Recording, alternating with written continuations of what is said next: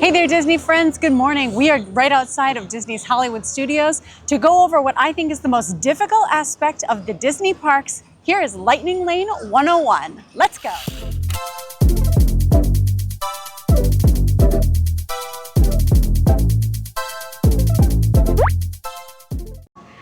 Okay, we have buzzed in and made our way into Hollywood Studios, but before we get started, I think the most important thing you're gonna need to know is all the lingo and the vocabulary so you know what the heck I'm talking about during this video. So many times throughout this video, you will hear me say the phrase lightning lane. While I mean this in this video as booking our next lightning lane experience, whether that's a ride or attraction, the actual lightning lane itself actually refers to the physical queue you stand in while you're in the park. So if you have purchased lightning lane passes for the day, you are going to enter that attraction via the lightning lane queue.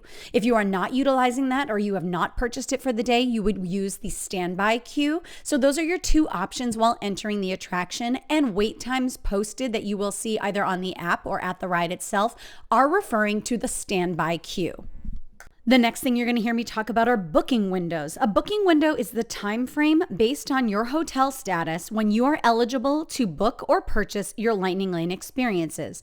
So for example, for on-site guests staying on Disney property, this is 7 days before your check-in date, and that can be booked for the entire length of your stay, up to 14 days. For off-site guests, this will be 3 days before your first park day and can be booked for all valid ticket days throughout your stay. So make sure to mark your calendars for both, and for both, the window will open at 7 o'clock a.m. Eastern Standard Time.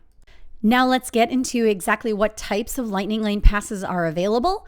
Number one, and your most popular, will be the Lightning Lane Multi-Pass. This allows you to pre-select up to 3 Lightning Lane experiences before you even walk into the park.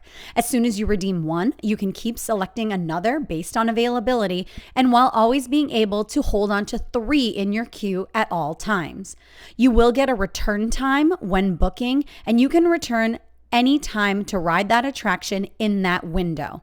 And in short, this is your bundle skip the line package. The next is going to be your Lightning Lane Single Pass, or individual Lightning Lane, as they sometimes are interchangeably used. This is your a la carte option that is tiered for the most popular attractions in each park. At Magic Kingdom, this will be Seven Dwarfs Mine Train and Tron Light Cycle Run. At Hollywood Studios, this will be Rise of the Resistance. Epcot, it will be Guardians of the Galaxy Cosmic Rewind. And for Animal Kingdom, this is Avatar's Flight of Passage. So these are the only attractions that you will be able to purchase utilizing the individual Lightning Lane Pass. And you can purchase up to 2 of these per day. And yes, they can cross parks. So for example, if you know that you are going to be hopping from Animal Kingdom over to Magic Kingdom, you could purchase Tron Light Cycle Run and Avatar's Flight of Passage on the same day. And finally, for you super fancy friends out there, we have the Lightning Lane Premier Pass.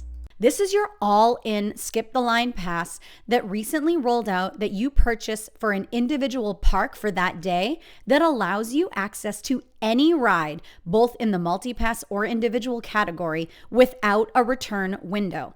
Meaning you can walk up to any attraction and scan in that utilizes the Lightning Lanes at any point during the day. Just keep in mind, this is a one-time use. It is not for unlimited rides for that attraction, but it does allow you to have the freedom to move about and ride whatever attractions you want whenever you want. So what about costs? Now, prices will range based on park and time of year, and keep in mind this is a per person, per day cost on top of your park ticket. So for the multi-pass, you're looking at anywhere between $15 to $39 per person per day, at Animal Kingdom being the cheapest, and at Magic Kingdom being likely the most expensive. For your individual Lightning Lanes, you're looking anywhere between $11 to $25 per person per ride, with Rise of the Resistance being your highest cost.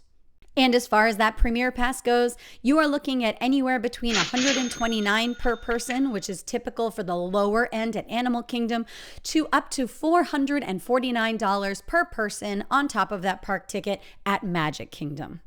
So plan accordingly, friends. This does add up quickly, being booked for the entirety of your stay all at one time. Okay, now you know a little bit more about the vocabulary, so as I go through, hopefully this will make more sense, but I'm sure you're now freaked out about saying, how the heck do I book this? Let's go ahead and go to 1 week ago, Ashley, who did all of that hard work. Let's go ahead and see what she had to say.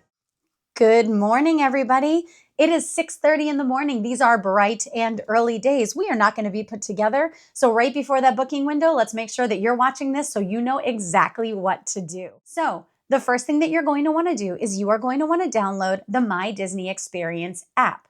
Now, not everybody in your party needs to have this app. And in fact, really only one person needs to have this on their phone and know how to utilize this. With that being said, every person in your party does need a profile, and you need to have all of your profiles linked together so that you are all one party. Once you have that done, the next thing you're going to want to do is make sure that all of your park tickets and reservations are all linked together underneath your profile so that it does look like you have valid tickets for each day that you are trying to purchase your Lightning Lane. Now, you can actually confirm this right here on the app. Go ahead and click Lightning Lane. Just go ahead and click Multipass, easy enough. Pick any date that you'd want, maybe ideally the first day that you're looking to book your Lightning Lanes. And then you're going to want to go ahead and pick any park, hit Lightning Lane, go ahead and hit continue. And then as you go down, make sure that everyone there, you can see when anybody would become eligible. All your linked parties will show up there, and it should show that every one of you is eligible on that day at 7 a.m. So you know exactly that everything is linked up, it's ready to go, and there's going to be no surprise at 7 a.m. the day that you're ready to book. And the last thing that you're going to want to do so you're not scrambling and it's all set for you ahead of time, on the app itself, as soon as you open it up, scroll all the way down to the bottom, go ahead and find account. Underneath that, you'll see profile, hit profile, go ahead and hit payment method.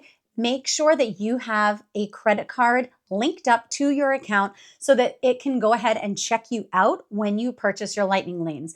You do not want to have your party not linked up or your credit card not linked up and not realize that until it's time to go and then lose the opportunity to purchase your Lightning Lanes right at 7 a.m. Okay, so now you are all linked up, your party is all together, your credit card is attached, it is go time, you are ready to go. So what exactly are you booking at 7 o'clock? So if you are purchasing, you can purchase either the multi-pass or you can purchase the multi-pass and any individual Lightning Lanes that you would like for the entirety of your stay for up to 14 days. So what does that mean? For example, this next trip that I'm about to take is October 22nd through October 28th, 1 week before, because I am staying on property, 1 week before at 7 a.m., I could book any Lightning Lanes I want throughout the entirety of my stay. I don't have to do that in chronological order either. I could start at the end and work my way forward, or I could start forward and work my way at the end. Why would I want to do that? Well, I guess it depends on availability. So if there's something that you really want for a certain time of day, if you have a certain day of a park planned and you want to make sure that that one goes first, you can go and cookie cut any type of order you want. Typically, I haven't had a problem 7 days in advance just going from the beginning and making my way towards the end, but it is an option I want you to be aware of. You do not have to go in chronological order. Okay, so if I am booking the Lightning Lane Multipass, exactly what is it that I can book? I'm allowed to hold up to 3 attractions at any given time. Now, booking ahead when I actually purchase this, I can hold up to 1 Tier 1 attraction and 2 Tier 2 attractions, or I can hold 3 Tier 2 attractions. So what does that mean? Your Tier 1 attractions are going to be your most popular attractions that are part of the multi-pass. So you can hold up to 1 of those for now, and we'll get into that in a little bit, but booking ahead of time, you can book up to 1 of those, and then you can hold up to 2 of the Tier 2s, or if you don't want any of the Tier 1s for that park, you can hold up to 3 of the Tier 2s. So which ones do those include? In Magic Kingdom, that's going to be Tiana's Bayou Adventure, the Jungle Cruise, Peter Pan's Flight, and Space Mountain. Over in Hollywood Studios, you have Slinky Dog Dash, Mickey and Minnie's Runaway Railway, Millennium Falcon's Smuggler's Run, and the Rockin' Roller Coaster starring Aerosmith, for now until it becomes the Muppet overlay. And over at Epcot, you've got Frozen Ever After, Remy's Ratatouille Adventure, and Test Track now that that has reopened. And surprise, Animal Kingdom is going to be your only exception to this rule. There are no tiers at Animal Kingdom. Anything that is available on MultiPass is able to be booked. There are no tiers. You just pick any 3 of your choice at the time of booking. Let's go ahead and start talking about priorities. There are some strategies that I really do highly recommend when looking into these tier 1 attractions. Not all of them are going to be available the day of, and it's going to be a little bit difficult to kind of finagle your way around to make sure that you're maximizing that time. So while you can book absolutely anything that you want, and you should take your family's priority, I will give you my personal preferences as to what I think should be your number 1 priority of your tier 1 picks for each park. Starting at Magic Kingdom, Tiana's Bayou Adventure tends to be the most popular and the one that does sell out the quickest. So if Tiana's Bayou Adventure is a priority, I highly recommend picking that one first. Over at Hollywood Studios, I cannot stress this enough. If Slinky Dog Dash is a priority, that is a very difficult one to come by, and you will likely be standing in the standby queue if you don't book that ahead. Not many of those tend to drop throughout the day. So again, I cannot stress this enough. Please let that be your tier 1 pick for Hollywood Studios so that you can ensure that you have a shorter wait time and that you utilize that for your tier 1 experience. Over at Epcot, all 3 of these do tend to be pretty popular. However, Test Track did just reopen.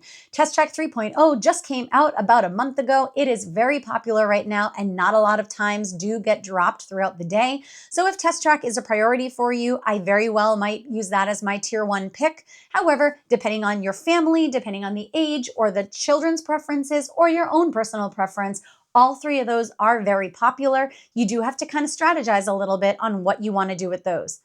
I'm just going to interject with a little humble opinion here. If you are going to be rope dropping anything, I highly recommend maybe grabbing one of the tier 1s as a pre-pick so that you have that ready to go.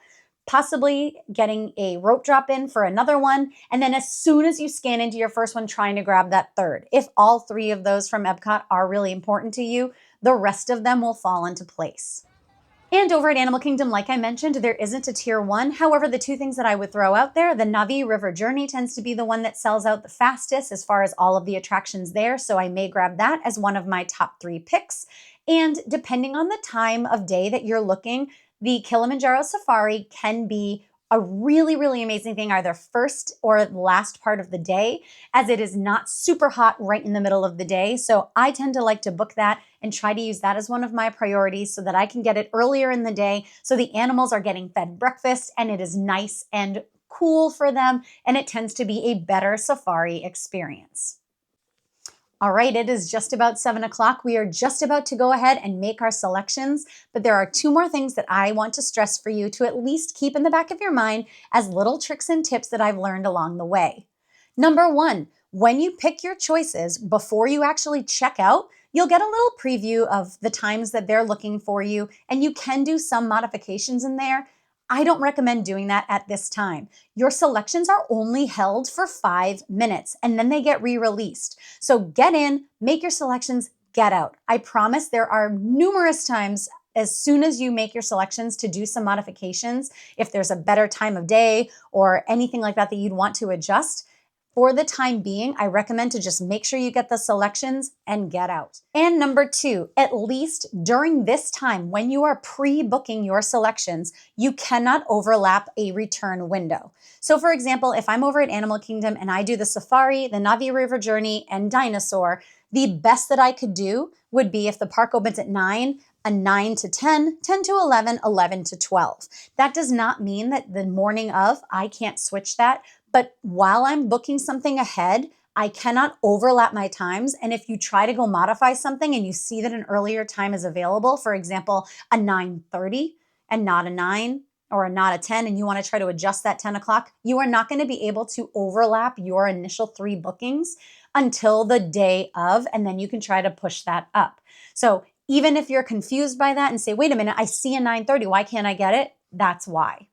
It will also not allow you to overlap a predetermined dining reservation. So for example, if you have a lunch booked from 12 to 1, the earliest time it would probably allow you to be able to book something after that would be 1 or sometime from 11 to 12. It tries to, at least at the beginning, not have you overlap too much so that you're not running around the parks like crazy. That being said, you want to be able to modify those as soon as you can, because it is really nice once you get in there to be able to just keep the lightning lanes going. All right, So it is just about time. Let's go ahead and book some attractions. So you're going to go ahead and you're going to open up the app. You're going to hit Lightning Lane Passes.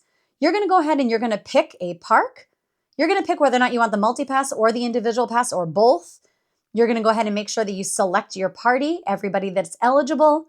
Go ahead and click continue.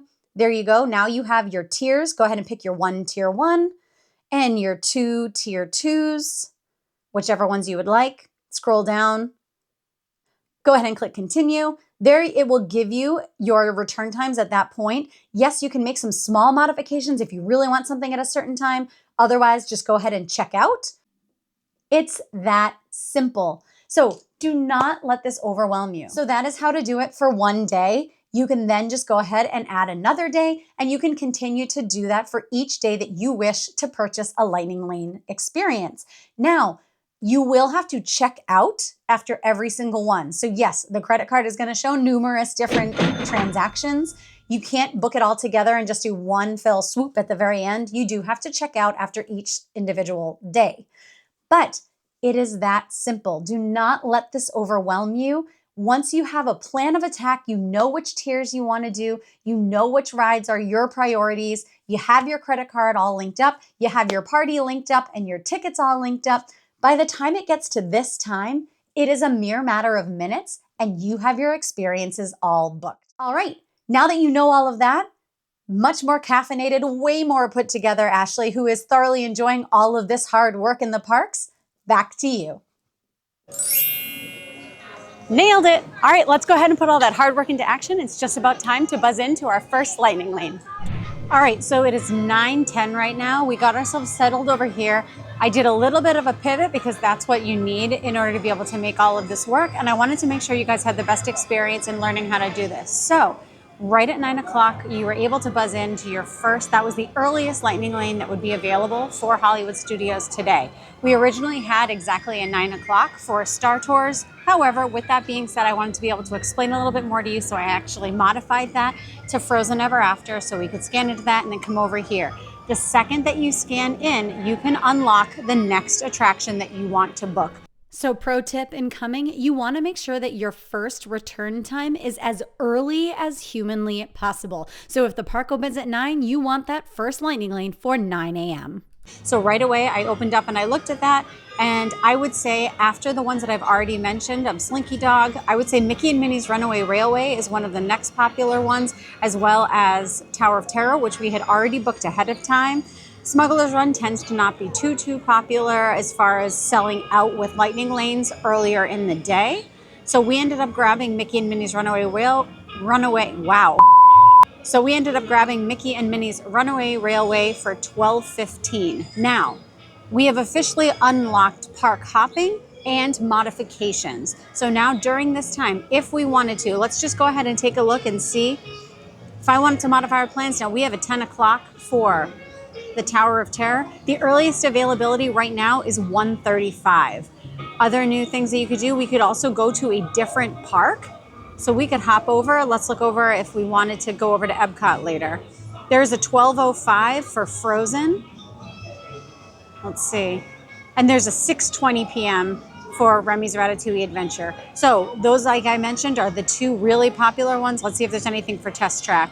There's nothing available for Test Track at the moment. So at that point, we could have actually booked one of those experiences. If I really wanted both of those for later, I could actually modify anything I had here in these parks. So I could now actually stack Lightning Lanes down the line in the next park I'd be hopping into. All right, while I'm here, I'm also going to go ahead and take a look at some of the other parks. So looking over at Magic Kingdom for some of those really popular attractions. It's 9:14 in the morning right now. Haunted Mansion, 7 p.m. is the next available. Jungle Cruise, 3:10. Winnie the Pooh, 6 p.m.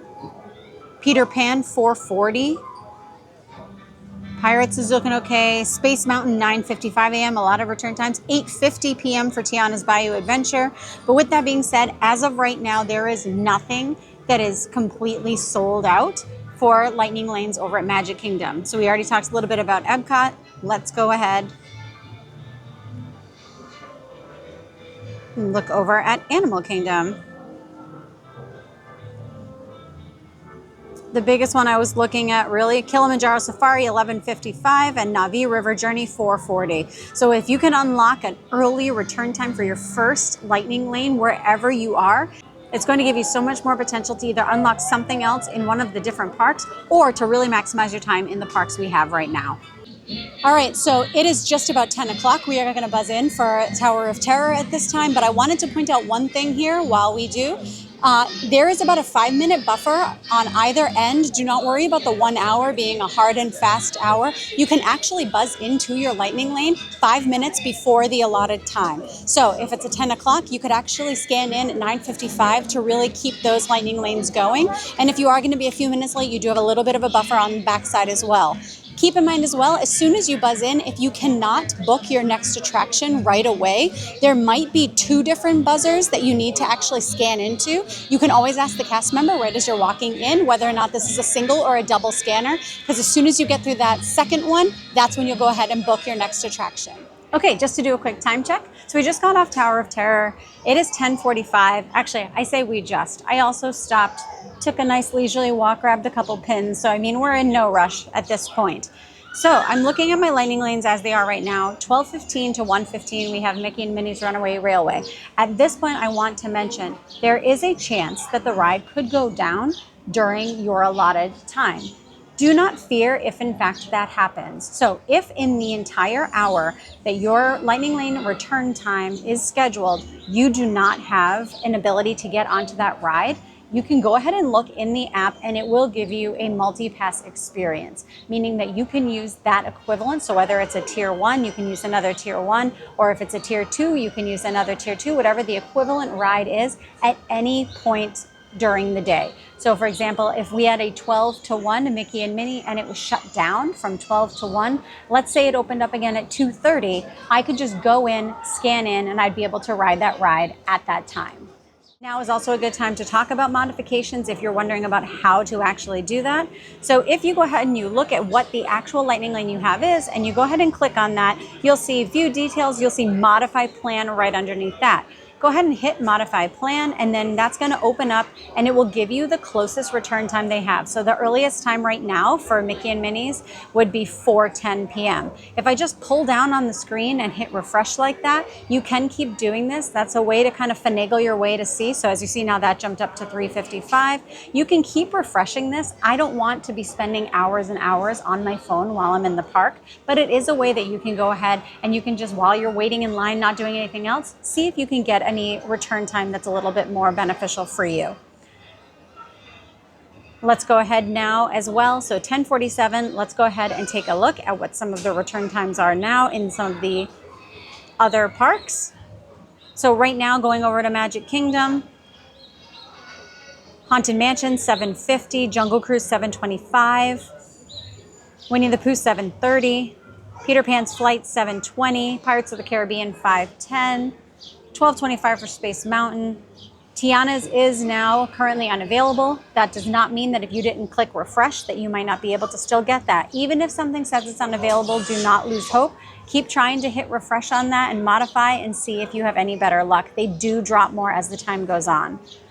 All right, let's go ahead and go over to see what is going on in Animal Kingdom. Dinosaur 11:30. Got a lot of 11:30s. Kilimanjaro dropped to 12:20, and Navi 4:25. That hasn't changed a whole lot. So back up, I'm just going to finagle a little bit more since we have some time. I'll see if I can push that up at all. But it looks like Mickey and Minnie, at least for right now, is sticking around that 4:15. Let's go ahead and see what else is here for this current park. You have Alien Swirling Saucers at 2:10. You have your... Pretty much you have an availability for the next shows for both of the Frozen and the Stunt Spectacular and Beauty and the Beast live on stage.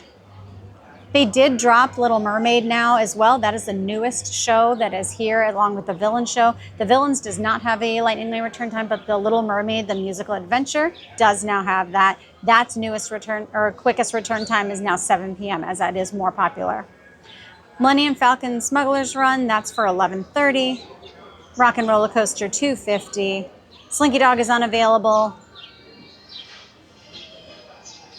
Toy Story Mania is unavailable, and 7:30 for Twilight Zone Tower of Terror. So you can see some of these return times, and you can see exactly where your priorities should lie based on how important these are to you and which ones that you want to try to ride. But as you can see, we already have a pretty stacked day with all of our attractions being booked pretty much before 1 p.m. So if we still wanted to hop over to a different park, we would have that ability. If I really wanted to, we could still try to finagle around and see if we can get any of those return times any sooner.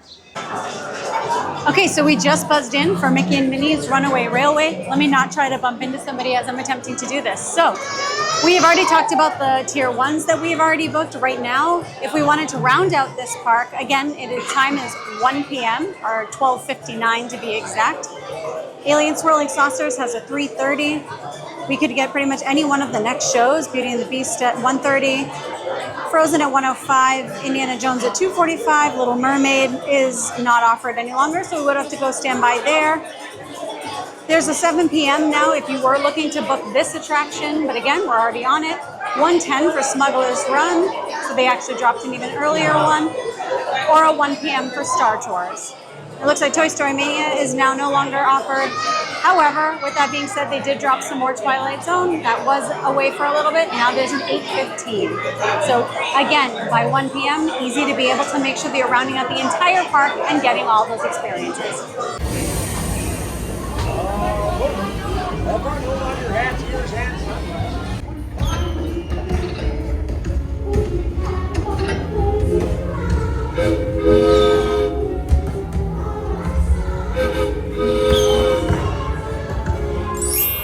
That ride is amazing. I don't know how you can ride that ride and not come off with such a big smile on your face. So we have one more left for us, and that is going to be the Rock and Roller Coaster starring Aerosmith. So we're booking it on over there for our window. And again, like I said, once you unlock your first ride, you can overlap. So we actually had the last 3 rides all booked within about an hour, like within the same hour or so, hour and a half. But as long as we knew that we were going to be able to prioritize and get them kind of one by one, we stacked all 3 of those around that time frame. So now we have about 10 minutes left in this hour window to go ahead and grab that attraction.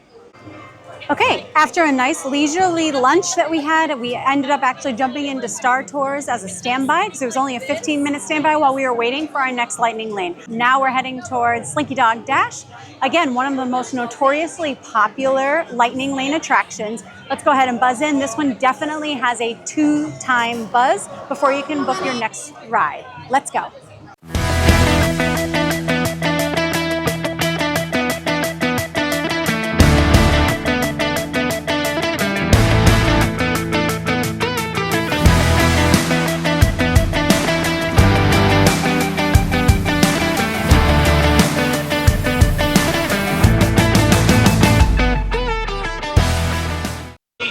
Okay, so we just buzzed into the second one, so we can go ahead and book our next line.